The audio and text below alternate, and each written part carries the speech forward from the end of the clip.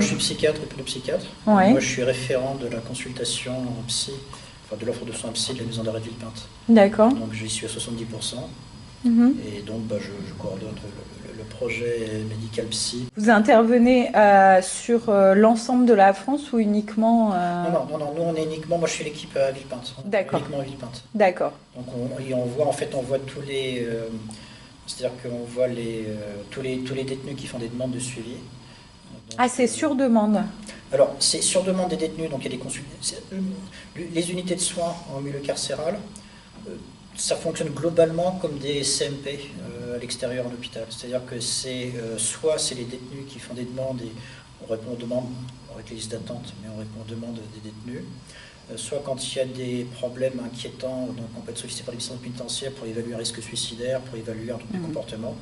Et dans ce cas-là, en tant que psychiatre, moi je fais un travail plus un peu le travail qu'on fait aux urgences d'un hôpital général, c'est une évaluation clinique de la personne, voir s'il y a un risque suicidaire ou pas, si elle est délirante, hallucinée ou pas.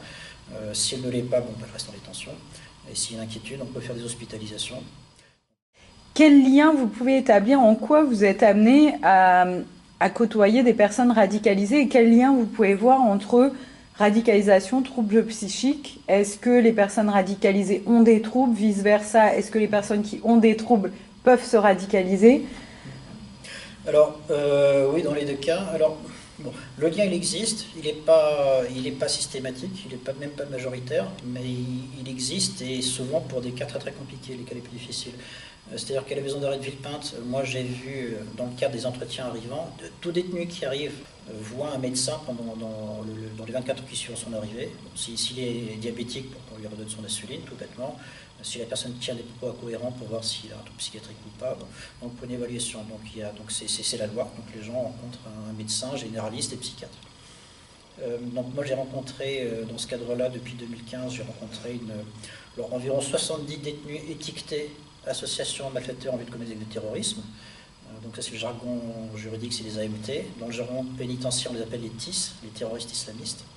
Donc c'est environ 70 personnes qui sont étiquetées comme étant radicalisées, djihadistes, terroristes. L'intérêt de Villepinte, c'est qu'on a tous les profils. Donc ça permet de voir qu'effectivement, dans disons la cinquantaine de détenus qui sont vraiment, si je puis dire, liés de façon directe à différents niveaux dans la question de la radicalisation, du djihad, terrorisme et autres, je dirais qu'il y en a environ 1 sur 10 qui est une problématique d'ordre psychiatrique. Est-ce que vous pouvez spécifier le type de trouble Alors, j'ai vu 2 personnes qui étaient schizophrènes, pour laquelle il y avait des diagnostics de schizophrénie posés. Alors, le premier, c'était un monsieur, il a été suivi sur son secteur, mais il était en rupture de soins. Et en fait, comme ce qu'on disait tout à l'heure, c'était qu'en fait, il y a une thématique, c'était en 2017, il y a une thématique sociale de récupération du djihad. Oui, et il avait intégré ça à son délire. Un autre jeune schizophrène, le deuxième vrai schizophrène, si je peux dire, pour lequel le diagnostic est clair et certain, c'est un jeune homme d'une vingtaine d'années qui est toujours incarcéré. Donc je ne donnerai pas de détails pratiques concrets, mais globalement, il voulait faire un attentat contre un endroit en France. Et quand on dit l'endroit, on se dit c'est courageux, vu l'endroit, oser s'attaquer à cet endroit-là, c'est plutôt courageux. Et puis quand je l'ai vu arriver, que j'ai discuté avec lui, je me suis rendu compte qu'en réalité, c'était pas courageux, c'était délirant. Pour nous, la radicalisation, c'était le thème de son délire, et ce qu'on a pris en compte, c'est son délire, pas tellement le thème. C'est justement, oui, ça c'est quelque chose d'intéressant à expliquer, peut-être pour les gens.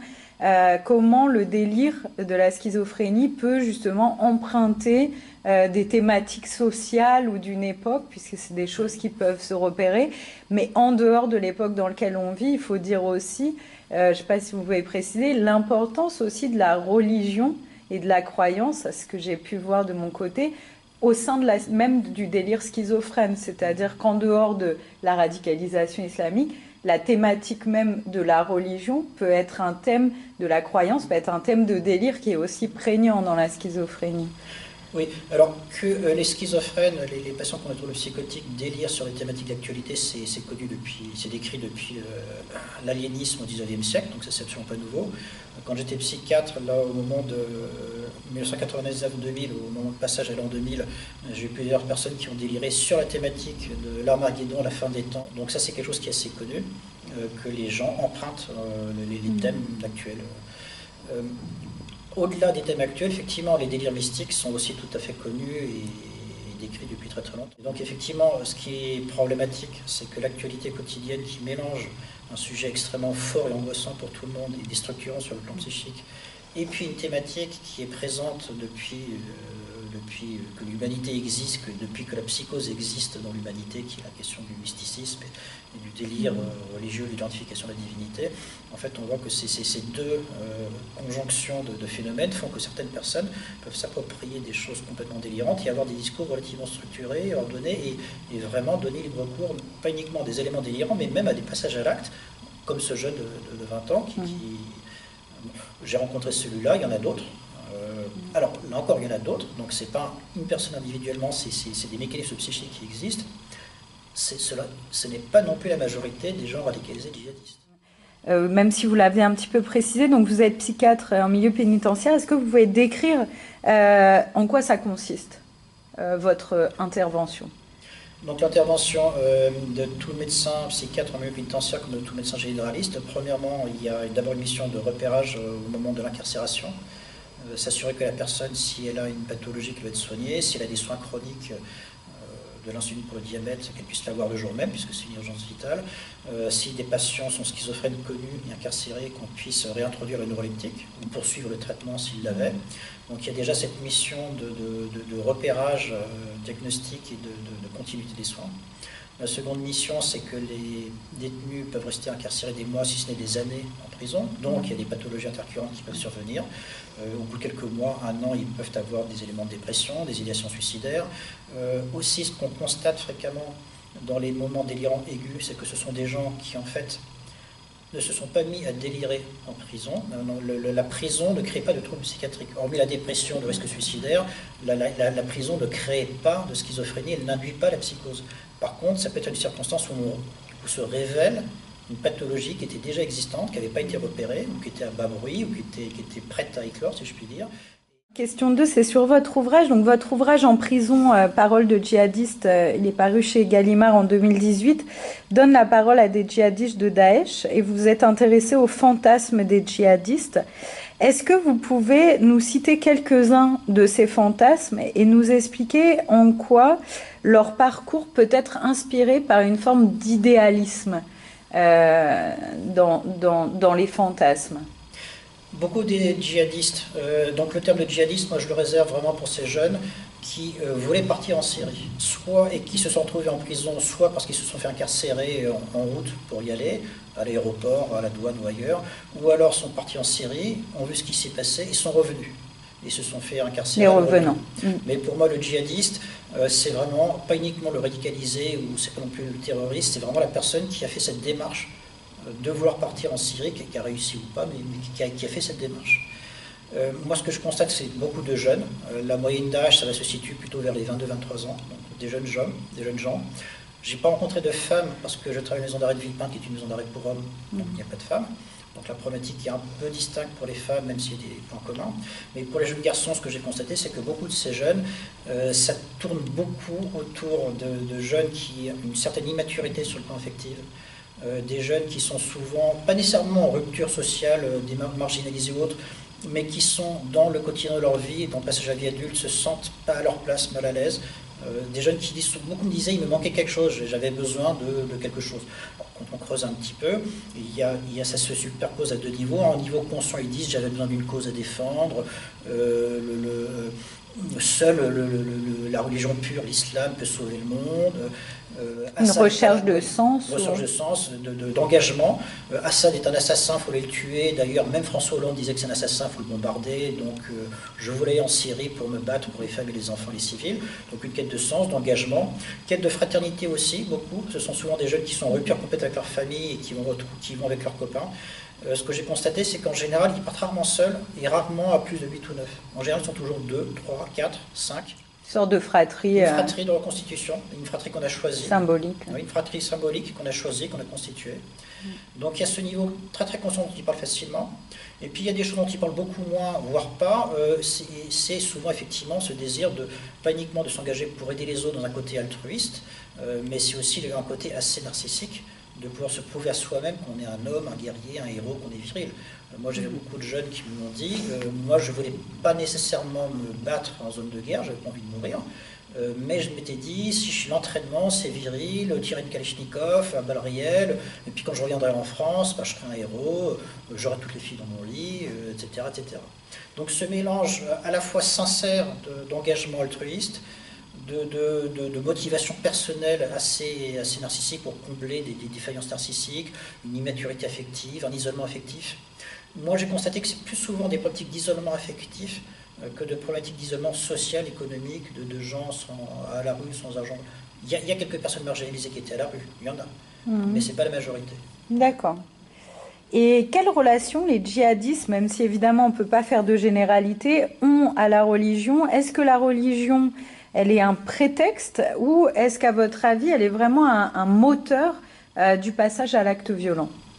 Elle est un moteur, mais il faut bien s'entendre qu'est-ce qu'on appelle par le rapport à la religion.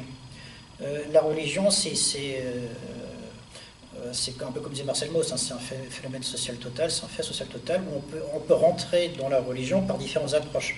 On peut rentrer dans la religion par une approche très très politique en disant le système politique de l'Oumma, il est comme ça, marche très très bien, tout comme les chrétiens et les protestants évangéliques américains diront le système religieux du christianisme protestant évangélique, c'est ce qu'il faut aux États-Unis, tout comme les bouddhistes en Birmanie diront on élimine tous les non-bouddhistes parce qu'il n'y a que le bouddhisme qui est là. Donc on peut avoir un rapport politique à la religion.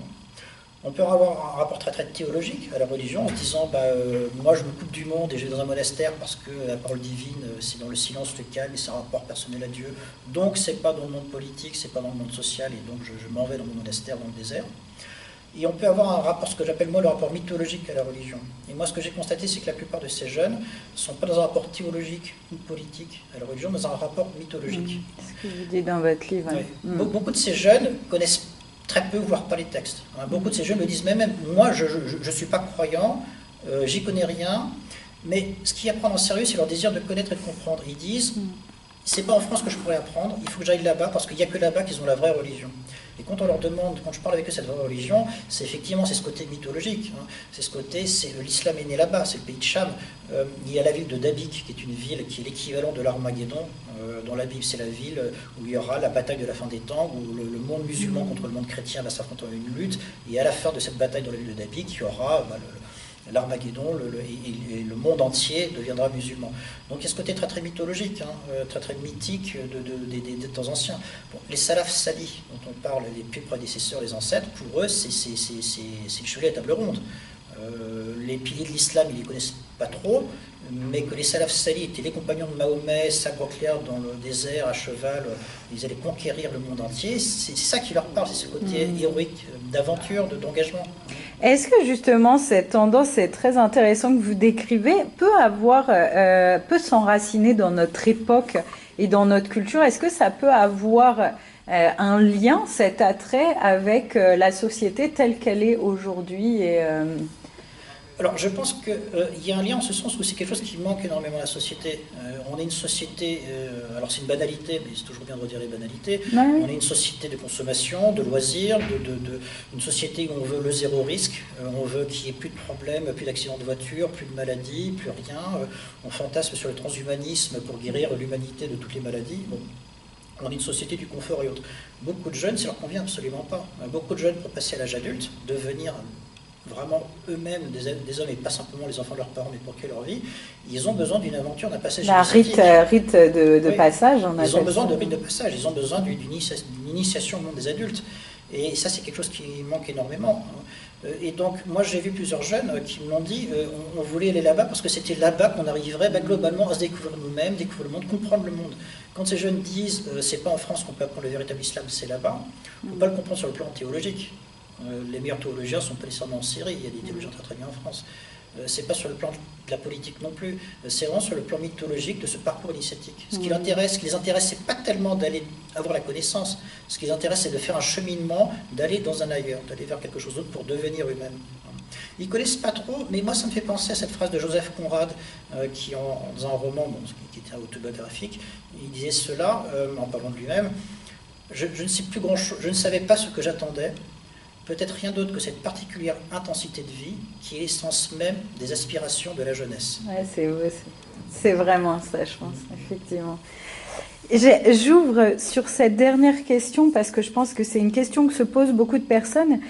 Est-ce que vous croyez, ou est-ce que vous avez pu voir avec votre expérience en prison, est-ce que vous croyez qu'il existe de vrais repentis de Daesh? Et si oui, qu'est-ce qui pourrait permettre de prévenir la récidive, puisque là, on est quand même dans une période où un certain nombre de détenus vont sortir.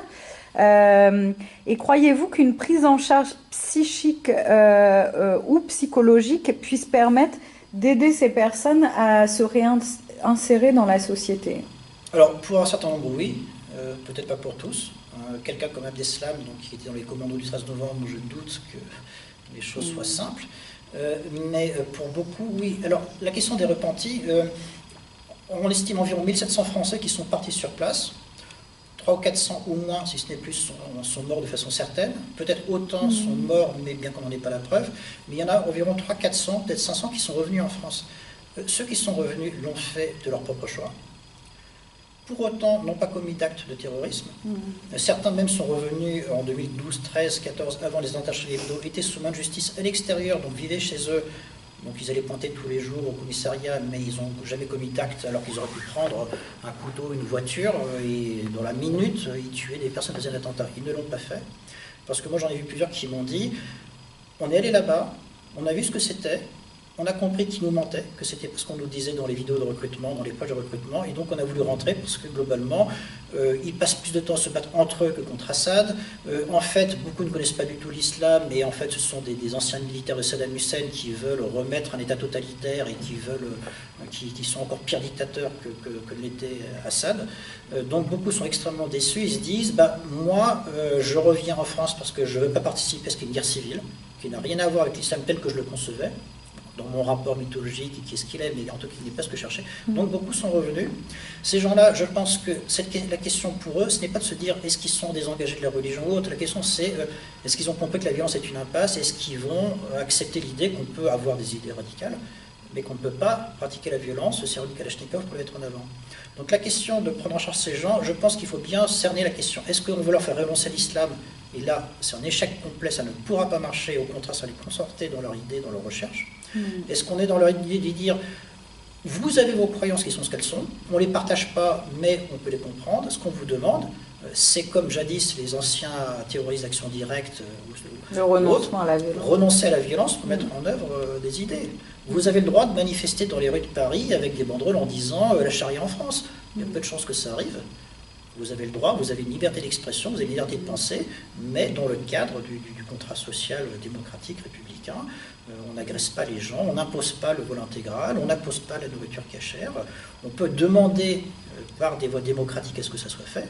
Ensuite, il y a peu de chances que le Parlement accepte que ce soit fait. Mais ce qui est en jeu, c'est pas uniquement le problème, c'est que ce qui est en jeu, c'est pas uniquement la question de la violence et la dangerosité criminologique. Ça, le système judiciaire et pénal connaît bien les risques, sait comment les gérer, et on sait à peu près ce qu'il faut faire pour prendre en charge les terroristes. On a vu même avec l'ultra-gauche, l'affaire de Tarnac et autres, que parfois même le justice en fait un peu trop. Bon, ça c'est une autre question. Mais la question qui est complémentaire de l'engagement violent, radical, terroriste, c'est aussi la question de la liberté de penser. Est-ce qu'on va interdire aux gens de se référer à un islam radical? Ensuite de quoi est-ce qu'on interdira aux gens de se référer à un christianisme ou un judaïsme radical? Est-ce qu'on interdira aux gens de se référer à un végétarianisme radical qui est le vegan? C'est très intéressant ce que vous dites parce que ça rejoint justement une espèce de mythologie aussi sociale, hein, à un moment au début de l'idée qu'on pourrait déradicaliser les gens, c'est-à-dire revenir à une espèce de normalité entre guillemets.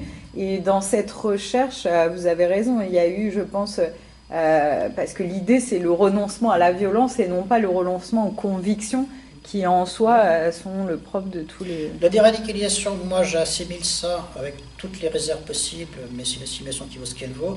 Je pense à ce que disait Georges Canguilhem de la question de la maladie, hein, dans son ouvrage Le mal pathologique, qui disait « Aucune guérison n'est le retour à l'essence biologique ». Si on prend en charge ces gens qui sont partis faire le djihad et qui en sont revenus, si on les prend en charge dans l'idée, il faut qu'ils reviennent à leur innocence psychologique d'avant, ça ne peut qu'être un échec. Donc les contre-discours pour convaincre la personne qu'elle a tort ne peut être qu'un échec. Parce que quand c'est une conviction affective, parce que l'engagement dans le djihad est beaucoup plus affectif et passionnel qu'il ne l'est rationnel ou théologique ou politique. Il s'ancre dans des expériences vécues aussi d'ailleurs. Il s'ancre dans une expérience vécue. Donc si on leur dit vous avez tort, on leur envoie quelque part, tu as tort de t'être coupé affectivement, tu as tort de n'avoir jamais couché avec une fille, tu as tort d'être, que sais-je, d'avoir des fantasmes d'homosexualité refoulés ou ceci ou cela, qui sont des choses qu'on retrouve. Ouais. Si par contre on laisse cette idée, bon, il y a un certain nombre d'éléments de ton parcours de vie qui ont fait que tu as fait ce choix, on va t'aider à travailler là-dessus pour que tu continues dans ton parcours de vie. Alors, non pas que tu ailles vers la violence, mais que tu puisses l'orienter vers tout à fait autre chose. Et moi, j'ai en souvenir un jeune que j'avais vu qui était dans une filière de terroristes qui avait projeté de faire des actes en France pour ensuite partir faire le djihad, qui avait une problématique de toxicomanie massive, qui a expliqué qu'en fait, son arrêt de l'héroïne et de l'alcool était lié au fait qu'il avait fait son chemin de conversion, qu'il s'était converti. Et que depuis le jour où il avait décidé de devenir non plus passif dans la religion, mais actif dans la religion, faire le djihad, c'est là où il a pris son dernier shoot en disant maintenant je maîtrise ma vie. Et donc pour ce jeune, quand je discutais avec lui, que je le renvoyais ses problèmes de toxicomanie, ça le renvoie, non pas la question du djihad à la toxicomanie, ça le renvoyait à sa fragilité, donc il ne voulait absolument pas parler du tout de la religion ni rien. Donc là c'était complètement bloqué. Quand je l'ai revu, pour des tas de raisons diverses et variées, un an après, il est revenu me voir, il était passé à complètement autre chose. Il était toujours aussi radical dans ses convictions de la religion, il continuait à me parler des feuillets de Moussa, etc., etc. Mais il disait, mais maintenant j'ai compris que Daesh, en fait, c'est des faux musulmans parce qu'ils tuent des musulmans. Or, dans les textes, un musulman ne peut pas tuer un musulman. Donc il avait un raisonnement qui était assez exact. Et il disait, mais moi, mon engagement dans l'islam est toujours aussi fort et je vais aller sauver les Rohingyas en Birmanie. Donc ce qui était intéressant, c'est que sans que moi j'ai pu le voir beaucoup, pour des raisons, il ne voulait pas venir, mais dans son cheminement personnel, et ça ce qui est intéressant, s'il s'est confronté aux autres détenus qui étaient musulmans ou pas musulmans, il s'est confronté à des gens, il a pu réorienter tout son engagement, donc non pas revenir en arrière en disant c'était une connerie de vouloir partir faire le djihad, en disant la seule connerie c'était pas de faire le djihad, la connerie c'était de le faire en Syrie. Mais faire le djihad c'est bien si on le fait de façon non violente, par exemple en Birmanie. Donc la sortie du djihad, n'est pas nécessairement de sortir du djihad en tant que tel, mais c'est peut-être de réorienter la cible. Non, mais c'est important cette note quand même positive, parce que c'est vrai qu'il y a un discours très négatif sur le fait que voilà, c'est des personnes qui ne vont jamais sortir de la violence, et c'est important aussi de le dire.